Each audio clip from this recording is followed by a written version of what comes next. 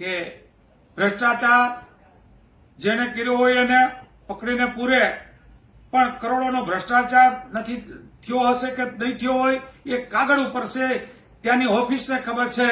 પણ મને એ ખબર છે કે મને જે માનહાનિ પહોંચી છે, મારા એક કોંગ્રેસના સૈનિક તરીકે જે મારું માનહાનિ કર્યું એનો હું આજે એક સૌથી મોટા ખુલાસો કરું છું કે ગુજરાતમાં ન થયો એવડો ક્લેમ હું ચૈતરભાઈ વસાવા ઉપર કરવા જઈ રહ્યો છું, કરીશ. અને એમણે કોર્ટમાં એ પુરાવો આપવાનો છે કે મારી કંપની ક્યાં છે અને હું ક્યાં કોન્ટ્રાક્ટર છું અને ક્યાં ભ્રષ્ટાચાર કરું છું.